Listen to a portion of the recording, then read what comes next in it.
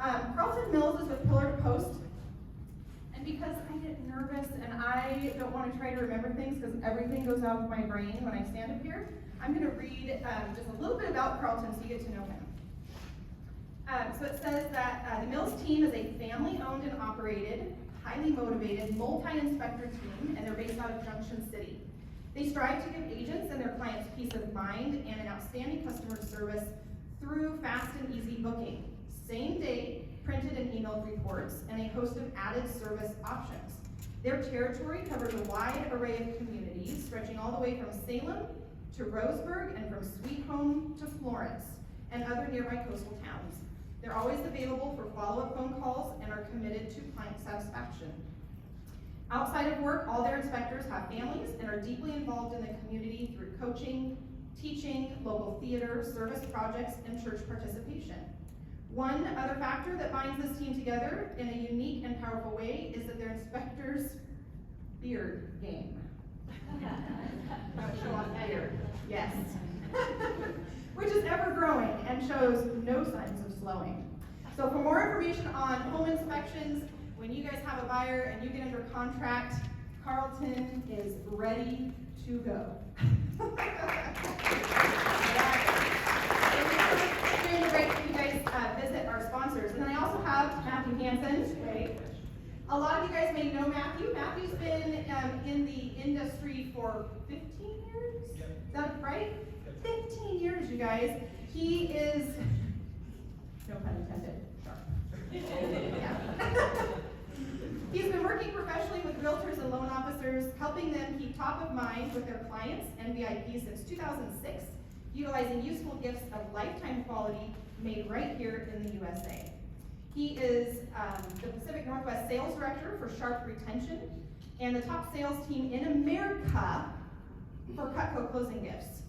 Matthew enjoys spending time in the great outdoors and traveling with his wife and 3 sons. And fun fact, he took every single one of his sons on a fun trip when they graduated, I just learned. And so I've seen all these adventures on Facebook, and how cool is that each one of his kids got to go on a trip with him as their graduation present. So that was pretty cool. All right, Christina's hiding over here. Can you stand? Sorry, they're standing, so you have to stand. So Christina, wait. All right, Christina Hubbard with PacRez Mortgage.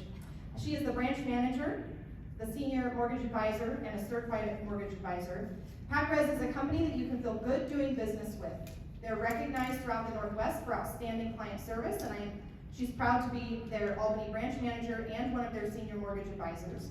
As a leading regional mortgage bank, PRM affords her clients a wide range of financing options that they match to specific goals. These choices include conventional loans, home refinancing, second mortgages, and as we recently learned in a training, doing reverse mortgages is an area of great passion for her, helping the elderly that have found themselves in tough spots and being able to use reverse mortgages to help them. One of her areas of expertise is also in government loan products, including FHA, VA, and ODVA options. And she can also handle out-of-state opportunities as PRM is licensed to do business in Oregon and Washington. So they have quite the reach.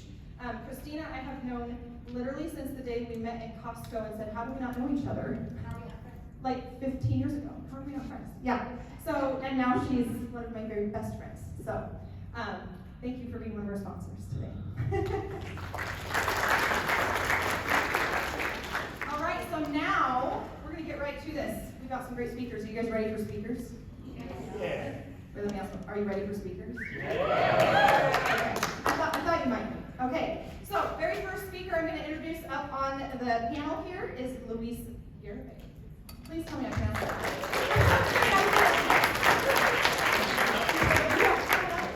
This is happening. All right. It's going down. The next speaker I want to invite up here is Nancy Roca.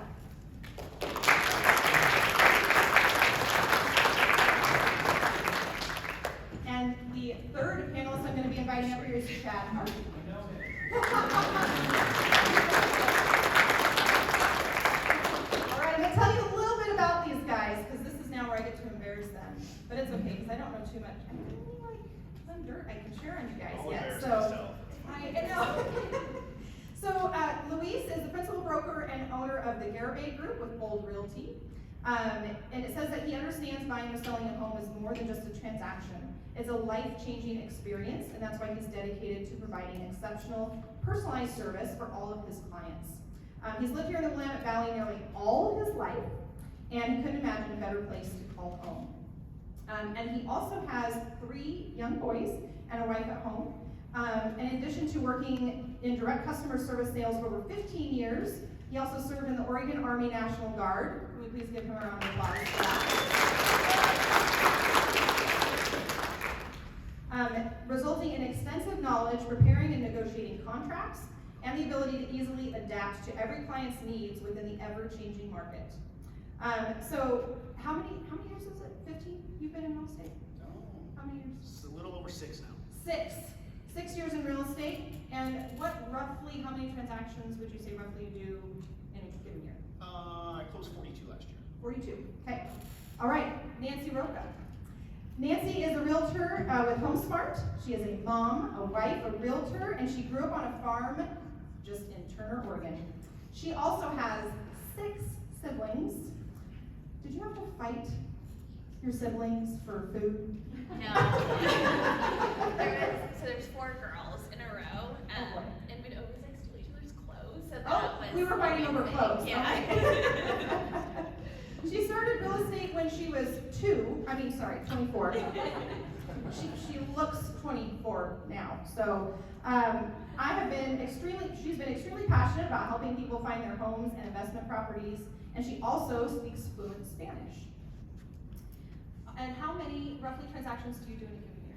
I think I did 44 last year. 44. Yeah. Okay, awesome. All right, and Chad Harvey, are you ready? Yes. Chad Harvey is principal broker and owner of 44 North Realty Group at eXp Realty.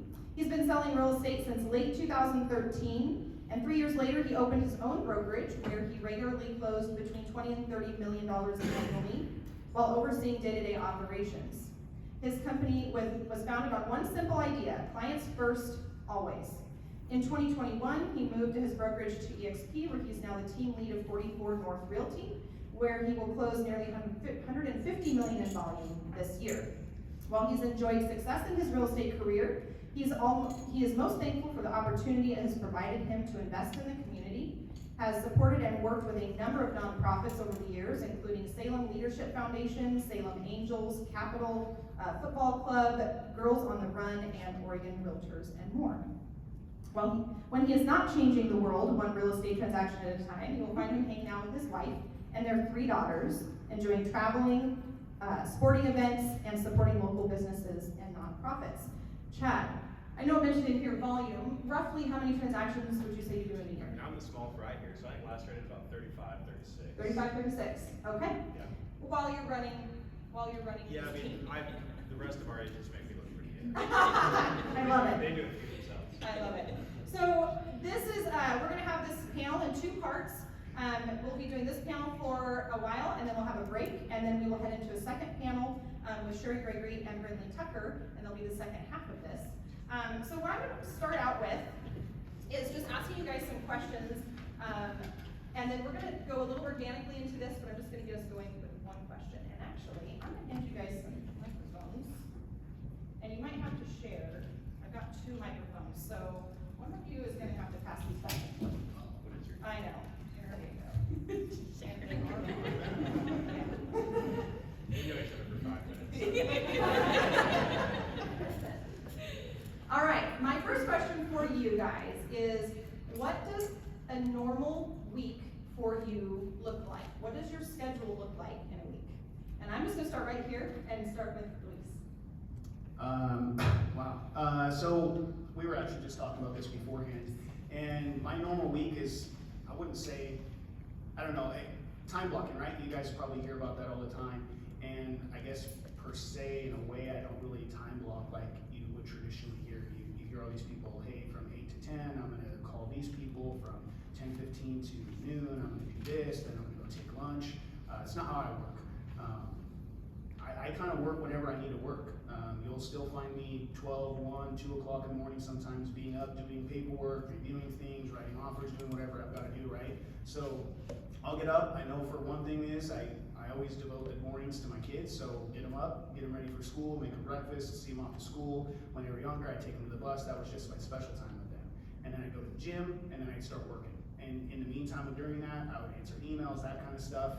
But there's no real traditional time blocking that I would do. I just work whenever I've got to work. If clients have got to see a house at noon because that's the day off that they have, or that's their schedule, that's what I'm gonna do. So I guess it's a little unorthodox from what you normally hear, but I can tell you that it's worked for me for 6 years. I think last year I finished top 2% in the MLS, WMLS. And so far this year, year to date, I'm top 3%. So clearly it's working for me, so it can work for you as well. I guess it would just be finding what works for you. Nancy, how about you? What does your week look like? I'm about the same. I usually wake up at like 5:36, go to the gym, and then come home, spend time with my son, and then, check the MLS, see what new listings there are.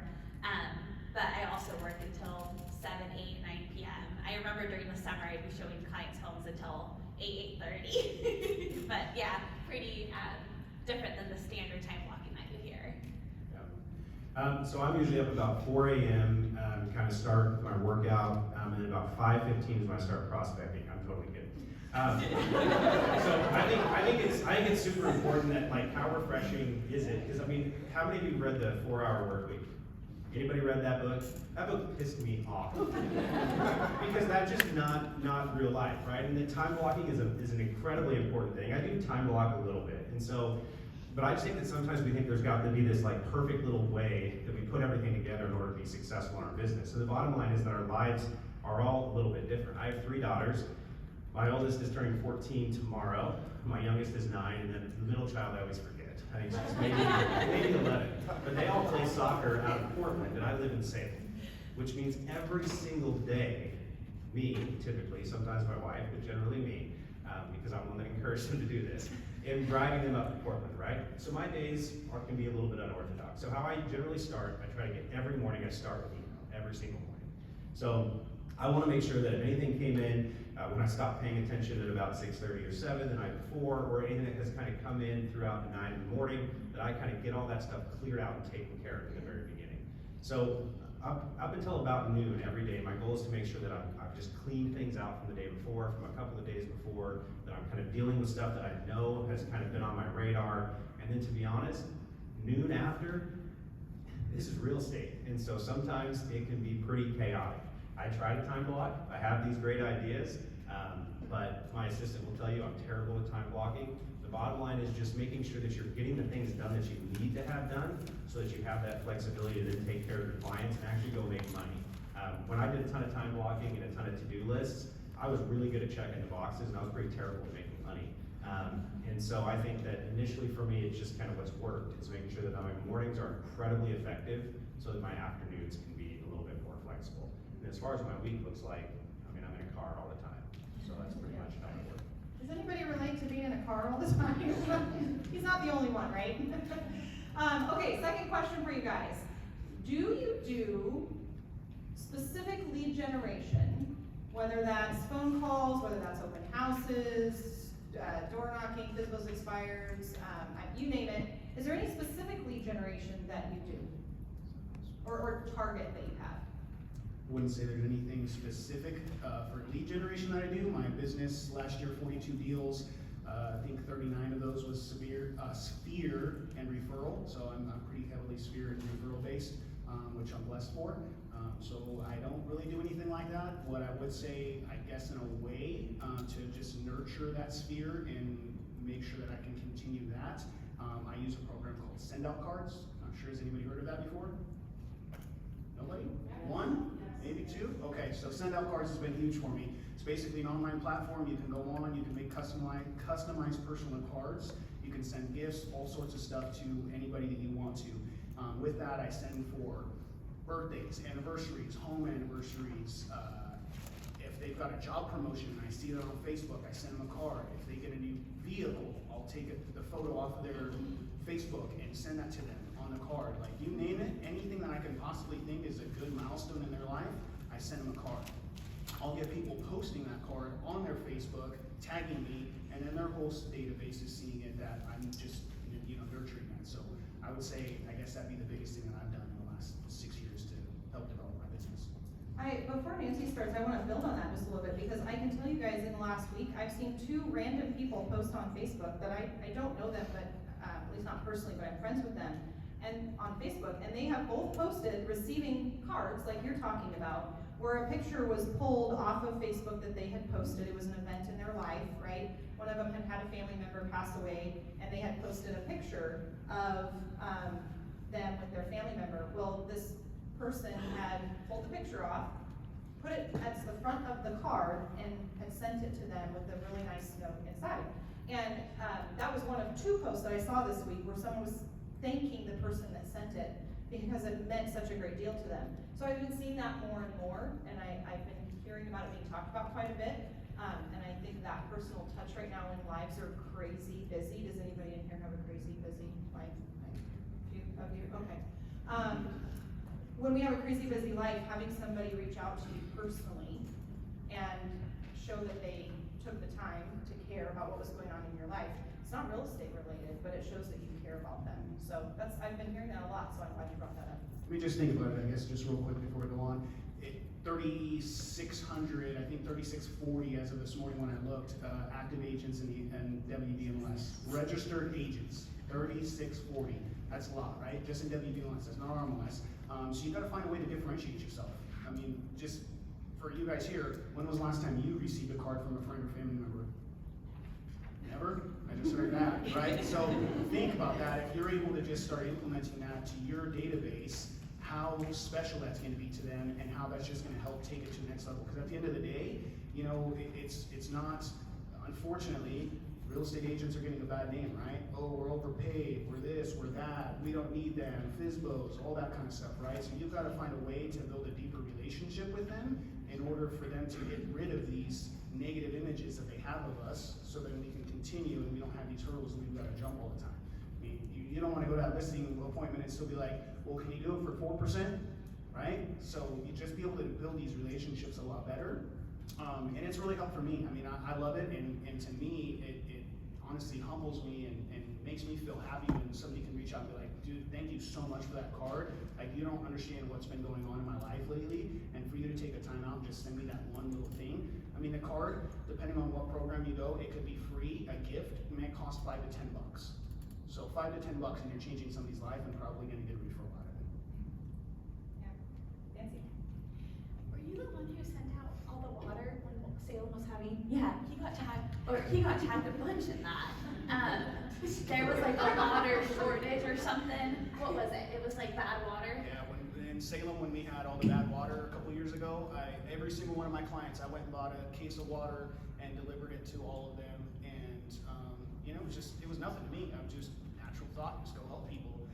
But 30-some, 40-some people tagged on Facebook, and people were like, what in the world? Like, there are people on their comments were like, I didn't even hear from my real estate agent. Wow.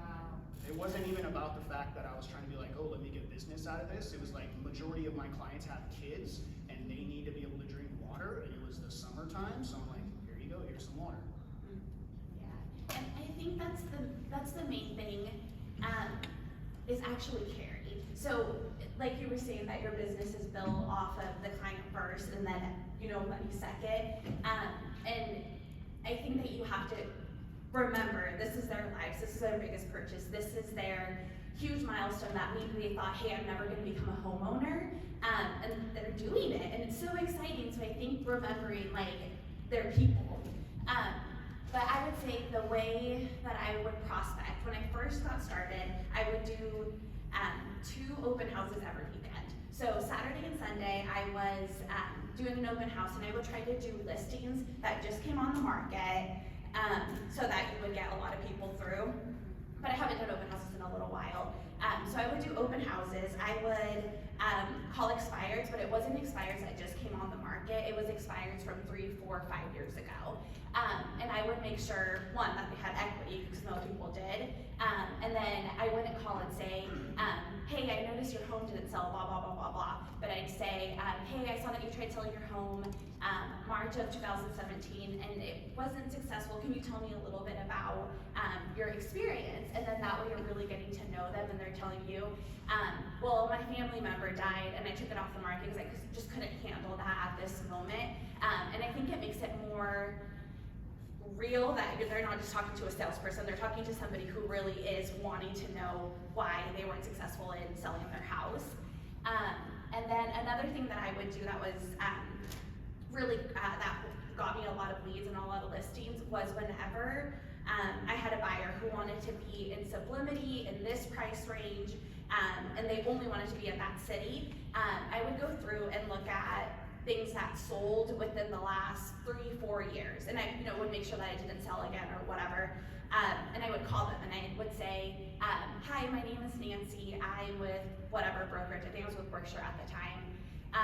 I have a buyer, Lindsay, who really, really wants to be in the city, and she is a first-time home buyer. She has a really good down payment, she has her own closing costs, and she's so motivated.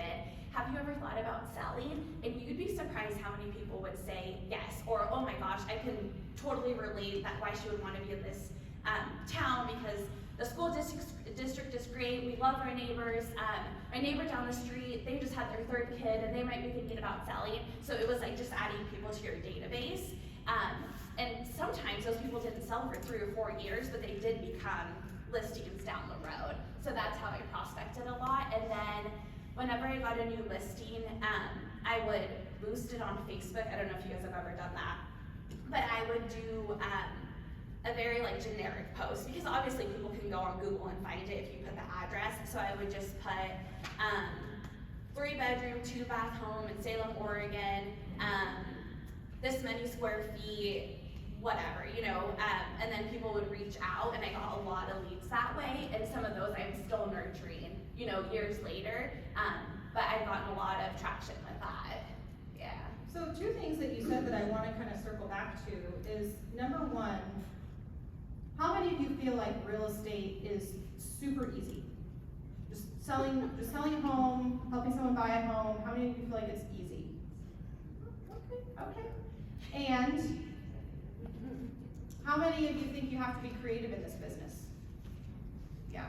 I have seen more often in the last week posts, and I think it's actually interesting that I'm seeing them all in succession right now, of agents posting, hey, it's not always peaches and roses, right? This transaction had 2 sale fails. It had, this inspection report that was awful that we had to get through. It had 25 bumps along the way, and guess what? We closed, right?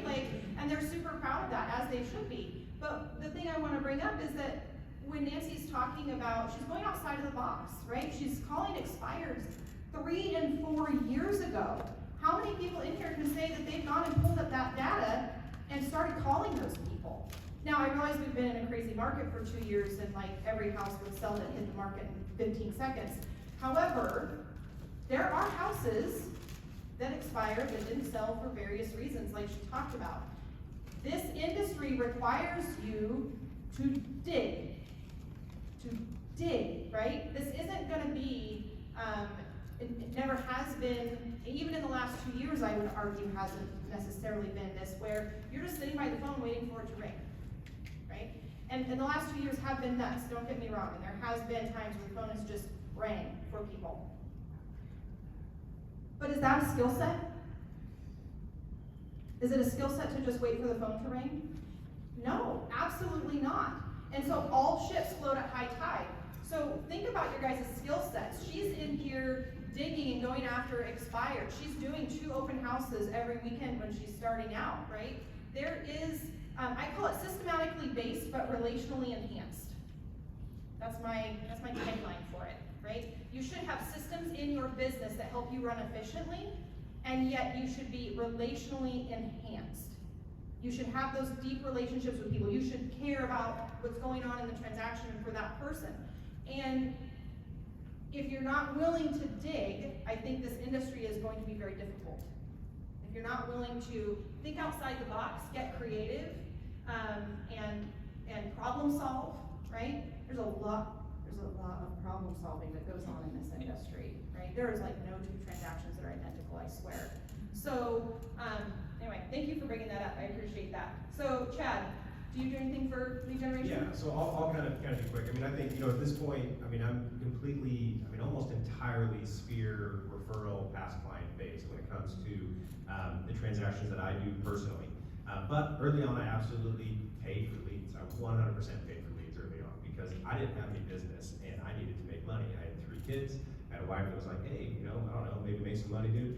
And so, you know, like I had to go make money. And so, you know, I gave money to the Evil Empire, which is actually a really cool app. It was pretty amazing and way ahead of its time. It's kind of neat. It starts with Z. But I did give money to them early on.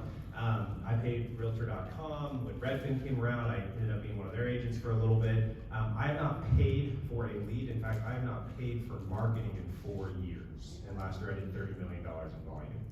And so I am all about your past clients. I am all about your Sphere. And I mean, we could talk for, I mean, I have actually recently talked for about an hour and a half about how to build your business based on your Sphere and your network and how to put that on overdrive by actually caring about your community, being invested in your community and showing up for your community.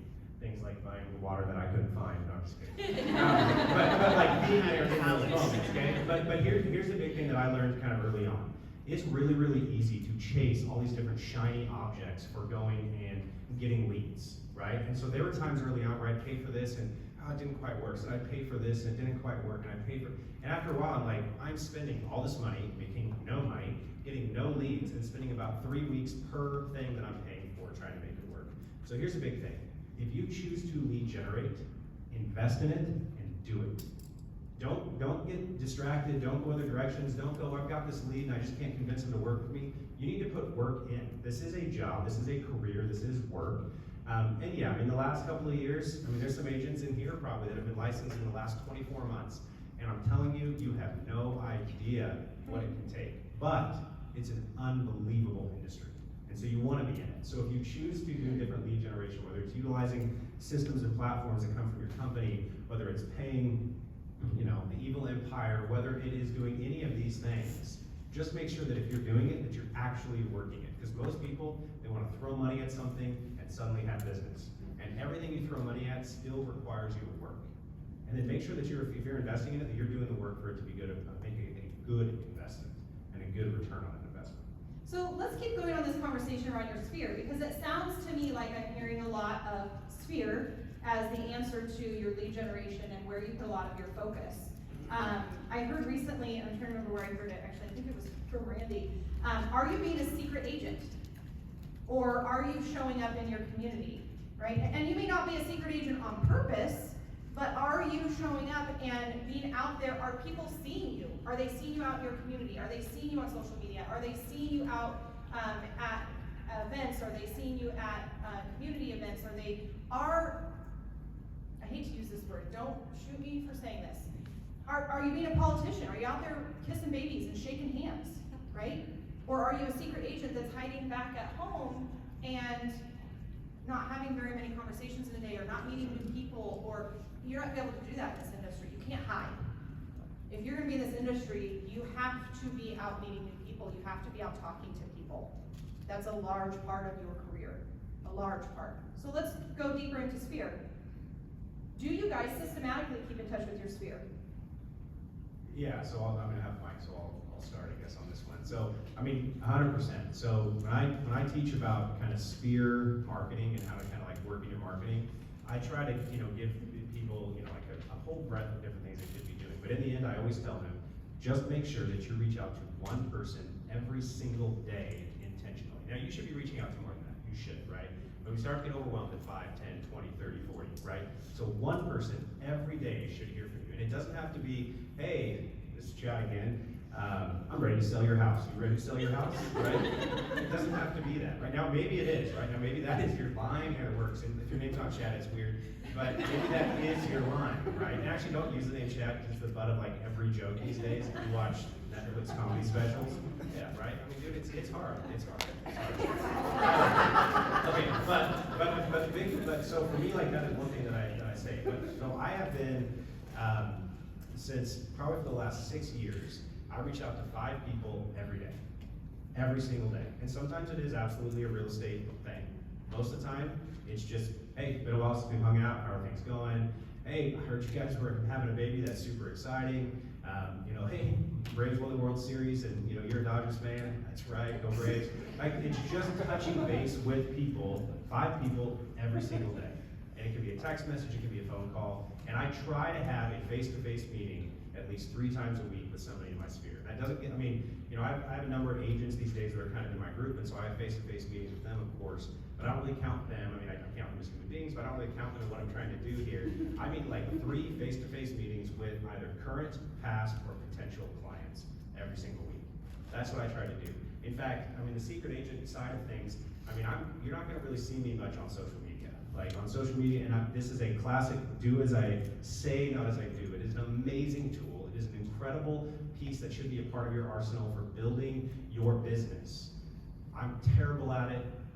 I never really was into it, and it was not authentic to who I was. And so because I wasn't going to be out there in those platforms, I had to be ruthless about being intentional and being around people in the ways that I can, which is through those kind of contacts. The other thing that I'll tell you is that if you want to overdrive your sphere, like contact, you should have plans. Like we have a system for follow-up with every single one of our clients. These days I have a sister named Tracy. She is unbelievable. She is the most important part of my business. It's not even a question. And we make sure that our clients hear from us at 3 weeks, 6 weeks, 3 months, 6 months, 9 months, 12 months, 18 months, 24 months, and then they start hearing from us every 4 weeks, and going into that 3rd year. And it's just simple, kind of just reach out stuff that we do. So you need to be consistent in that. But if you want to put kind of that sphere thing on overdrive, be a part of nonprofits within your community that you actually care about. If you don't care about it, you're not going to actually be there, because the next step is not just writing checks, but actually showing up to their events, actually volunteering, actually being there. And so for me, it's about just making sure that I'm investing in kind of those opportunities to actually be in front of people, and it has generated, fortunately, pretty good business. But again, these are organizations I actually care about. I'm not gonna talk about what I don't care about, because then you'd all judge me and hate me. But there are things that that aren't gonna really catch my attention, and so I'm not gonna invest in those spaces the way that I probably should. So reach out to one person every single day. 364 days. Don't text them on Christmas. Thanksgiving, tell them you're thankful for them, okay? 364 days a year, you should be reaching out to at least one person. I recommend more like 5 to 10. Nancy, how do you follow up with your sphere, and are you systematic about it? Facebook. That is. We have 2 stark contrasts here. Yeah, I post on social media a lot whenever I have a closing, whenever something goes pending, whenever I have a new listing. When we got engaged, when we got married, like I post a lot on Facebook. But then I also do a lot of face-to-face, like play dates, doggy dates, going to get coffee, going to lunch with just people that I've gone to church with, people that I've met at the grocery. I can talk to anyone, but people I've met at the grocery store. You know what I mean? Like if you're at the post office and someone has a really cute dress, tell them they have a really cute dress, and you never know where that conversation is going to lead. I don't know if that would work for you.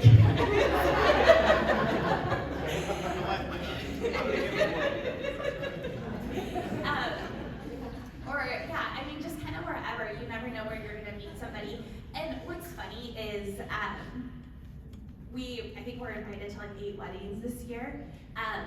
Every single one is a past client. Like they really have became friends and people who I text pretty often, people who I enjoy hearing from. But I also do about the same that I follow up after, a few days after their closing, hey, how's everything? And I had one that for some reason their electrical in the garage wasn't working. So I paid for an electrician to go out there and fix it, because how horrible is that to walk in and the light in your garage isn't working? So, really just caring about people. But yeah, the money's in the follow-up, for sure. Write that down. The money is in the follow-up.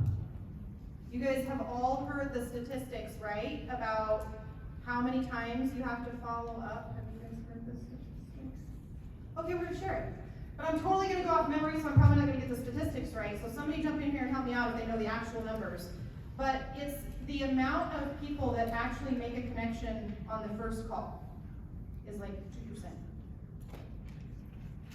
On the second call, it's like 4%. On the third call, it's like 8%. And then 80%, you guys, 80% of the connections made are the sixth call and after. How many of you guys actually stick with it long enough to even make it to the sixth call? I got a few. That's right. Hold up those hands again. Okay. That is a really small percentage of this room. So sixth call and after is an 80% contact. Can I jump in real quick? Go. Think about it real quick, guys. I think the stats is like 84% of real estate agents aren't gonna last, right? It's like 2 years or something like that, you're gonna fail, and that's remarkable that it's that much, but it's because of the follow-up. 8 to 12 times it takes for you to convert an online lead. So if you're Facebook lead generating, Zillow, Redfin, whatever. Zillow, Redfin, a little bit different.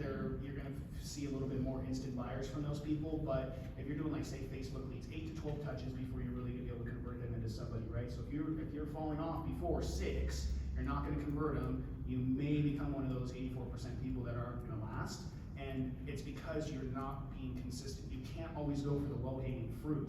It's gonna give you instant paycheck today, well not today, 30 days, 45 days from now, but it's not gonna give you that longevity, right? You're not gonna be able to build your database and your sphere to be 30-some million or 42 transactions, whatever it's gonna be. So you've gotta be consistent in that follow-up. And if it's not you, if you can't do it, you can't do it based off an Excel sheet or something, there's plenty of programs out there that will help you stay in touch with people and give you that structure that you need. Kind of to go back to your original question, I recently, 6 months ago, started using a program called Sphere. Coincidental to Sphere database, right? They teach you how to basically build your business into being Sphere only, and their whole system is mind-blowing. You literally can't fail if you actually log into their platform every single day and do what they tell you to do. They tell you what to do every single day. Which can I just, I don't care which mic, yeah. And that's the amazing thing. So, I owned a brokerage for a while, and everybody wanted tools. And you give them these tools. And they're like, well, that tool doesn't work. It's like, no. The tool works, you don't work, right? Like, nobody wants to actually do those things. So it's the whole thing. If you're going to invest in a system, if you're trying to be successful, you have to work. Real estate agents are notorious for this. Well, I love houses. I like touring. That's why I became an agent. It's like, cool, if you want to stay an agent, you got to become good at what you do, right?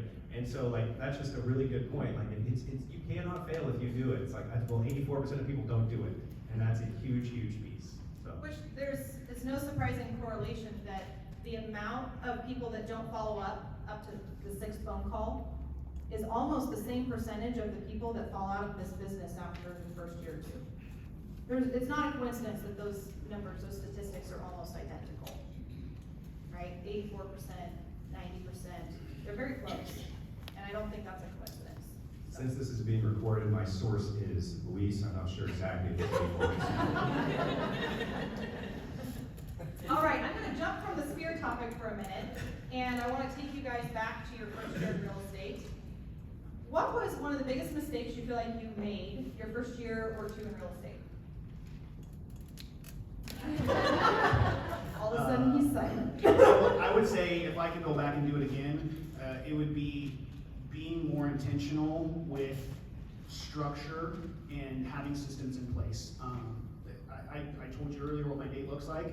It's crazy, it's hectic, it's whatever it becomes, basically. I wouldn't go back and say time block, but I would go back and find a good system that actually works, that will allow me to stay in front of people and have more of that constant connection. Because as I've seen, I've gone 42 transactions last year, 35 the year before that, it was like 32 before that, 29 before that, and I started at 16, right? So I've been blessed in business, thankfully, but I think if I would have had that from day one, I probably would be sitting at 70 or maybe 80 transactions a year at this point in time.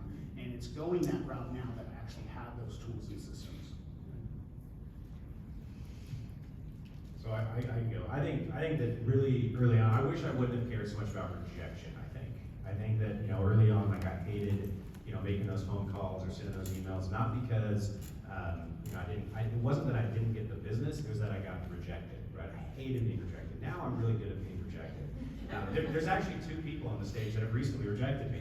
That's a whole other conversation. But I still like them and value them as human beings. They're fantastic agents. But, you know, I also have 3 daughters that reject my opinions all the time, right? But I think that early on, like, I let that kind of fear kind of get in the way of just making some of these phone calls and sending some of these text messages and shooting out some of these emails. As well, these people are, they're going to look at me and be like, really, you're a real estate agent? Like, come on, like, we can't trust you, those kinds of things.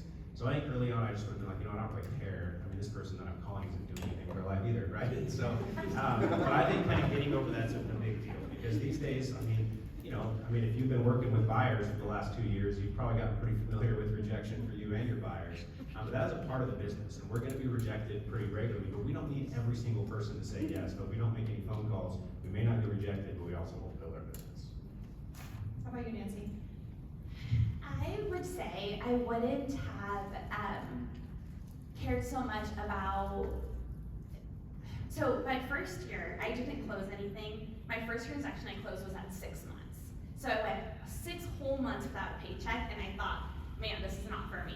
But I ended the year at 21 transactions. So it ended up pretty good. But what I wish I would have done just from the get-go was learn my paperwork up and down, backwards, everywhere. Because that is gonna be, well, that's our job. Our job isn't to make a bunch of money or whatever, it's to protect your client. So if I wasn't familiar with the paperwork, if I couldn't explain it to them perfectly, I shouldn't be selling them a house. So that's what I would have gone back, and is just really sit down, read every single paperwork, know what's expected out of me, what inspections. And then another thing was I was scared as coming off as new, so I would try to have an answer for everything. So if somebody had a question about lead base, if someone had a question about the roof, if someone had a question about anything, I would try to find the answer. But the key is, you are the person who guides them to the information. You are never the source. No, what's that thing? What did Amy Cloud always say? Yeah, kind of butchered. You want to be a resource, but not the source. Yeah, you want to be a resource but not the source. And I was so scared as coming off as new that I would try to find the answer, and I was like killing myself trying to do that. You're the real estate broker, you're the professional in that, you're not a roofer, you're not anything like that. Yeah, and you guys should like grab coffee with her. She did 21 deals the second 6 months. If you're newer, that's amazing. I was ready to quit like 8 months into this thing as well, and like 18 months, and again at like 24. But You told me yesterday too, you was thinking about I'm actually, anyone have any job offers? No, but you know, kind of with that though, like early on, like what you're talking about is like, you know, being that resource, not the source. Like leverage your partners. If you have title and escrow partners, if you don't, they're begging to be your partner. Leverage your partners. Lenders, you don't have to know everything about financing. In fact, you shouldn't. We tell our clients all the time, or our agents all the time, defer. We don't want you to be the expert on everything. Okay, we want you to have a good knowledge on things, and we want you to have great relationships with people that can be those experts, right? And so, and most people are going to be a lot more impressed if you refer them to a great resource than if you make something up and get both of you in a little bit of trouble, right? So, I mean, that's incredible and great advice, and I'm gonna have you talk to some of our agents. I'll piggyback off that real quick. I actually met with an investor yesterday. It was a team of investors. I thought it was one, and 3 of them showed up, but okay. So I met with them, and just to go into this, is like, you guys were not the resource for everything, right? And you don't know who you're gonna sit in front of or talk on the phone and how knowledgeable they actually are. So if you go and try to spew off some information that you really don't know about, they literally told me their biggest thing is they're interviewing agents right now to work with. They pass hundreds of millions of dollars a year in investment opportunities, and they told me they've talked to so many agents lately that have basically not known what they were talking about and told them completely false information, and they know for a fact that it's false because they've been in the business for a long time. And the agents are just basically trying to make things up to try to gain them as a client. If that's not your expertise, guys, we've got code of ethics we're supposed to follow, right? Like, don't pretend to be. Just defer them to something else if you don't really know. Be upfront honest. Hey, I don't know. Let me find that information out for you. I guarantee you it's going to go a lot further for you. Let's take a minute and just help out some How many agents are in here are less than a year in the business? Quite a few. Okay. How many agents are between 1 and 5 years? Good in the middle. 5 to 10 years? Anybody more than 10 years? Okay, awesome. So I just wanted to get a feel for kind of where we were at. I mean, that's a really good mixture of people in the room. But one thing that is consistent amongst all of you guys is if you guys are also waiting for perfection to be able to go out and do your career, you guys are going to be waiting for a long time. I've been in this 15 years, I'm still learning something every flipping day. Every day. And if you ever think that you know everything in this business, trust me, you don't. Yeah, right. You don't. That is the minute you will go out of business. So don't try to be perfect. Don't try to know everything. Don't try to have all the answers, because you're going to get caught in a cycle that is you're planning to plan to plan to plan to be perfect to plan to be perfect, and then what happens? You never do. You never pick up the phone. You never write the card. You never have the lunch. You never have the conversation, and then you wonder why you don't have a sale, or why your business isn't getting off the ground. You're never going to be perfect. Perfection is a completely false, target to obtain. It's not attainable. There's no such thing as perfection. So, okay, next question. You guys ready? How are we doing? All right? Okay. Next question is, what apps or systems do you use in your business that you feel like you can't live without? I guess I'll start. Send out cards, Sphere, Facebook. I think that's it. Yeah, I don't really use anything. I post on Facebook, but I've never written anything down. I always just remember it. Well, once I became a mom, that got pretty hard. I should have bought the wrong house. But yeah, I would say everything's really organic, and it is really just caring about the people. But it helps that the majority of my business is referrals. It wasn't in the beginning. In the beginning, it was strangers that I was meeting at open houses. But it's so crazy how that one person that I met, 5 years ago, is now somebody who sent me, like, there's one girl who actually became a realtor. She, I think, referred me maybe 6 or 7 pieces of business, and she had met another realtor at an open house, and they were pre-approved to, I think, like $200,000, and the realtor told them that that wasn't a price range that he really works in. So I bet he regrets that, whoever he is. But that's another thing, is there's no deal that's too small. Like, I've sold $50,000, no, I think the cheapest one I've ever sold is a $24,000 single wide. But it just builds and builds and builds, and yeah, just care about people and answer your phone. So I mean, the best app I have is Tracy Parker. She's my assistant, and she's amazing. That's the main app that I use. But outside of that, I use Google Calendar a ton for just kind of trying to stay organized. Google Calendar is an unbelievably robust system that you can absolutely have your days dialed in. You can have different types of meetings and appointments. It is actually a pretty amazing thing, and I've been using that before I got into real estate, and it's just gotten better. I use Calendly, which is a scheduling app. So a lot of times when I reach out to people, all of a sudden we're going back and forth, and it's like, all right, this is getting weird. Like, I can do Wednesday, you can do Thursday. And so what I usually just tell people is like, hey, here's a link to my calendar. Like, I have a 10-minute phone call that people can book. I have a 60-minute, actual meeting. I have a 30-minute, Zoom call. Those kinds of things that are on there. So, and I just tell them, hey, if you can't find anything on there, I'm not that big time. Just text me or call me, and we can figure something out. But sometimes this is an easier way to do it. So Calendly's been really big. And then, we have at the company that I'm a part of, we have a program called KV Core, which is an incredibly powerful company or program, but I don't really use it for everything because, I'm a real estate agent. I don't actually use it for how I should. But I do use it for just kind of like general kind of like some client follow-up stuff. It helps kind of keep me, kind of organized in those, like I said, those kind of like, after we have a transaction, because we try to follow up pretty consistently through 3 years. And in the past, I've tried to just kind of figure that out, and now this system's been really great for helping us kind of do that. So KV Core, CRM. So we did a halfway decent CRM. It doesn't have to be something totally incredible, but just something that's going to kind of keep you organized. You just have to use it. You have to use it. There's a lot of CRMs out there, you guys. You just have to get the one you're going to use. Yes, please. I've heard this probably for the last 15 years of my life, and it can't be more true. the question is asked a lot in conventions, in panels like this, of what CRM do you use? I don't care.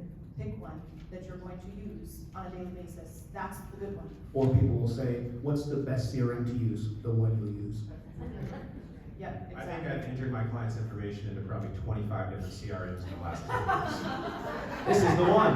And then that CRM gets sold to some company. Now all my client's information goes to that particular. So pay attention to what you're doing, but yeah, it's got to be the one you're going to use. Well, and I think the reasoning behind that, the mentality behind that, and I could be totally wrong because I am not a psychologist, but my theory is that we're all looking for a magic bullet. And we think the magic bullet is going to be that piece of technology or this program or paying for something, and that's the magic bullet for our business. And then it's this vicious circle, and then we come back to, well, that didn't work for me, right? But did you use it to its fullest potential? Did you focus in on that being your one thing that you were gonna do really, really, really well? Okay, I'm gonna skip to the next question, which is, how do you keep from burning out? Because in this industry, we work everybody else's off hours, right, a lot of times. Luis even said, hey, sometimes I'm up working at 1 o'clock in the morning. And I'll preface it with this, my schedule looks a little wonky, right? I still have a son that's in high school that is got a couple months left till he can drive. And my days, honest to goodness, since my kids were about this big, I leave work at 3 o'clock because I have to pick my kids up at school. It's not I have to, I get to. So I'm in this career because I got to be there for that stuff. And so I would leave at 3. I still leave at 3 a lot of times during the school year until he gets his license. I'm gonna be sad. Because I still really value that drive time. But I leave at 3 and I go get them, and my evenings are taking them to football. And sometimes I'm sitting at football for 2 hours working in my car, right? We're probably all masters at that too. We can work anywhere, right? We can work in bed, we can work in our car, we could probably even work in the shower. I work in the shower. I have a notepad. I'm not kidding you guys, I have a notepad in my shower. I do. It's a Right in the Rain pad. It has little suction cups and it's right up there, and I used it this morning. Wrote myself notes. So where'd you order that? I need one of those. Amazon. But there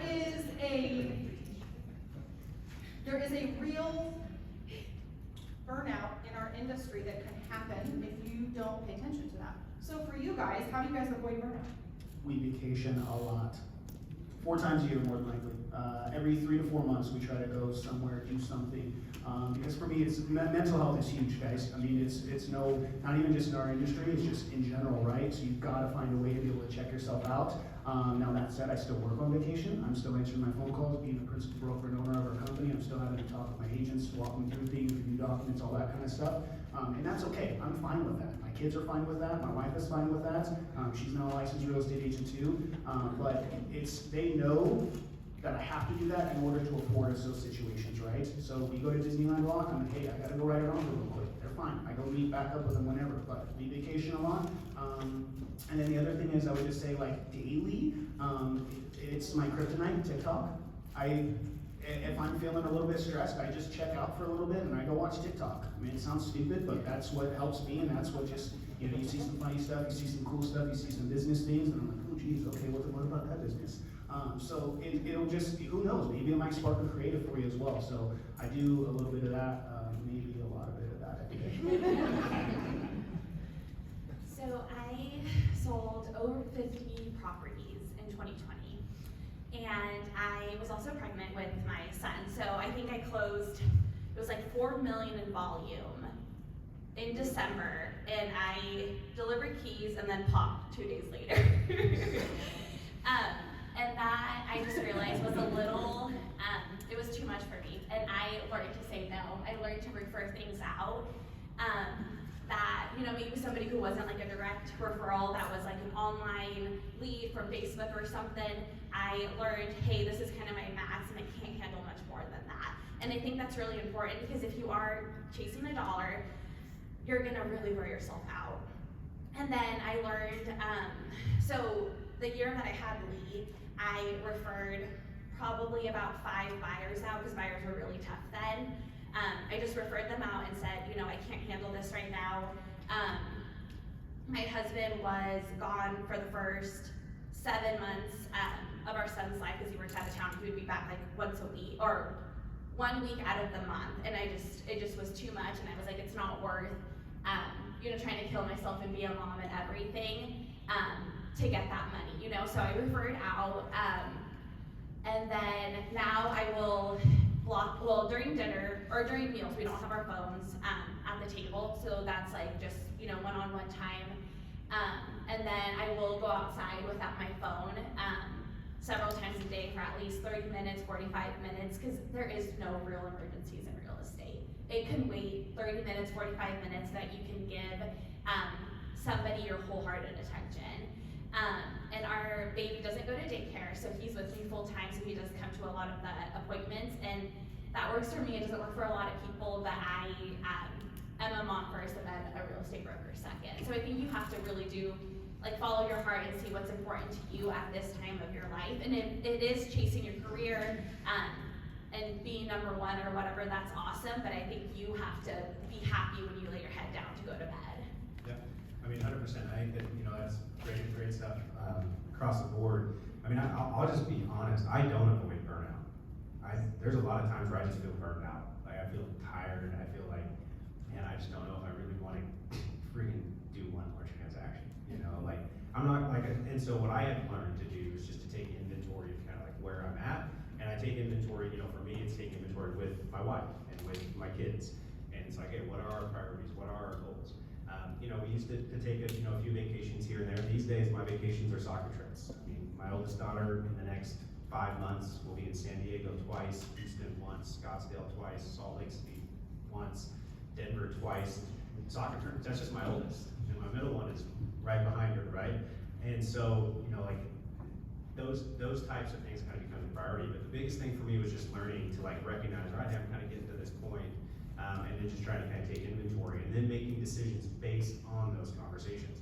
So, you know, I've talked about Tracy a couple of times. I should have hired an assistant 5 years ago, and I hired her about 2 years ago. If you're ramping up your business, if you're starting to see 15, 20, 25, 30, 35 deals a year, and you're pushing that direction, it's time to start looking at, am I scaling to be able to hire somebody to help me do this well? Because hiring Tracy was the single most important thing for my business, and I'm telling you, it was one of the most important things for my life as a dad and as a husband, was hiring Tracy. She's incredible. The other side about referring out, you've got to find some agents, some colleagues that you trust.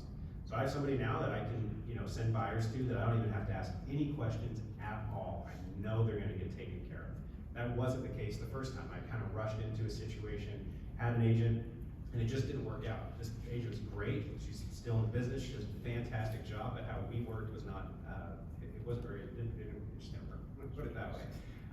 And so taking the time to kind of get, you know, that person that is going to be able to kind of be that support when you do need to refer agents out or clients out is a huge deal. But I think the biggest thing for me was just recognizing burnout is a part of this business. It is because you are dealing with people and things that are very stressful for them, and it does matter to them. Sometimes you and I get just going through the motions. We're like, I do this every single day. It's no big deal. They're like, it is a big deal. It's $600,000. My interest rate just jumped, and there's a massive leak in the crawl space.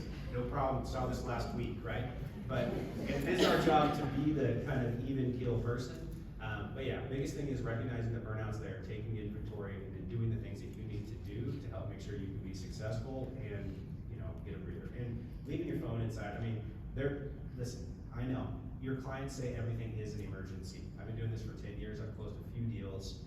There's been one time where it was a legitimate issue and it cost us a transaction. One time. And you know what? I'm okay with that because I value my mental health, I value my family life a lot more than that one particular transaction. To piggyback off what they're saying, to find a referral agent if you guys need it. One thing that I'm going to advocate for, guys, it doesn't matter if that person is with another brokerage. Like, I see it all the time, especially being broker owner now. This is my opinion, maybe not, the division between agents and thinking like, this is Keller Williams only, this is EXP, this is here, this is here, this is here. I'm not saying those names for any specific reason. I'm just saying, like, work together, guys. Like, I will build relationships with anybody. Some of my greatest friends that I would say that I still talk to on a daily basis, and half the time it's not even about real estate, they're with other brokerages. There's no reason that there should be this, oh, you're with them, so I can't, you know, or when you're getting into a transaction like the butting of heads, like, we all have the same goal, right? I may be representing the buyer, you're representing the seller, but like, let's work together, let's have a great communication and work ethic together to make it happen. There shouldn't be this huge division, and I could keep going on about that, but that's like my biggest thing that I see. It's like, I love relationships, no matter if it's clients or with other people, and you just gotta be on the same page. It doesn't matter who they are. Love this, you guys. I love that not all the answers are the same, right? They all have different answers for these questions, and that is, I'm just loving this. So we're running out of time. I'm gonna close with this for this round. Number one, we have time for maybe one question, but we're gonna take a break for about, was it 10 minutes? 15 minutes. You guys can check your cell phones, you can check your emails, go to the bathroom, do what you need to do, have some good conversation, meet a new person. Seriously, target somebody in this room you don't know and go say hi. Walk up and say hi, okay? Introduce yourself. But I want to end with this. Before everybody leaves, hang on. What is your number one book recommendation or podcast? I don't read books, sorry. Why? I read lots of books, but so there's a bunch, but probably, I mean, you got some good ones out there. I mean, you guys didn't give any, so I'm gonna give 3, okay? So Atomic Habits, fantastic. If you haven't read it, it's a great one. Even if you don't like systems, it'll just kind of force you to think into that mentality. You know, another one that, you know, I really, really like, I think it's by a guy named Darren Hardy, it's Compound Effect, the idea that every single thing that you do, you can build on it. I'm not gonna work out 3 hours every single day, 5 days a week, I won't, but I might get 15 minutes 4 times a week, and if I build on that, there's gonna be some success. You can take that into your business. And then the other one, I always mix up the order of this, but it's The Legend of the Monk and the Merchant. And it's basically this book that kind of talks about purpose, and it's kind of a story that talks about how some people are merchants, they're in the business world, and some people are monks, or maybe in the spiritual world, whatever it might be, but that each one of those avenues creates purpose. And I used to be a pastor and was kind of struggling with some of that when I kind of left and decided to go into business, and that book was really, really important for me. Okay, I'm gonna add one to your list. The Road Less Stupid. I almost didn't pick up this book because the name of the book kind of turned me off, and I was like, I don't know about that. But I freaking love that book. I've read it probably 12 times. Love the book, so I highly recommend that one. So those were great recommendations. Thank you. All right, break. We'll meet back in here at, what time is it right now? Somebody tell me. 10:15. 10:15, so we'll be back in here at 10:30. And make sure you start writing your questions down, because we'll have an opportunity for that.